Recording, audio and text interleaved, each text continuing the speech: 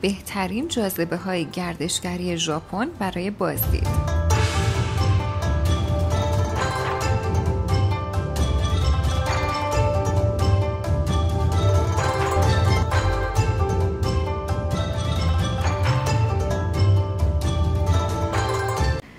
قطار شینکنسن.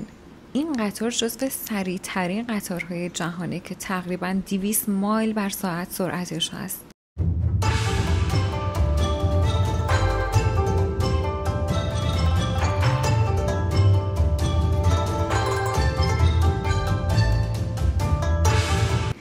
جای دیگه‌ای که میتونید ازش بازدید کنین کوه فوجی هست که جزو یکی از زیباترین مناظر ژاپن محسوب میشه. تو ماهای زمستون برف میباره، برای همین معمولا پوشیده از برفه، اما تو تابستون کاملا خالی و خشک به نظر میرسه. جزایر اوکیناوا. شما شاهد جزیره‌ای با ساحل سفید و زیبا همراه با آب‌های شفاف خواهید بود. در این استان از ژاپن حدوداً 160 جزیره برای غواصی کردن وجود داره.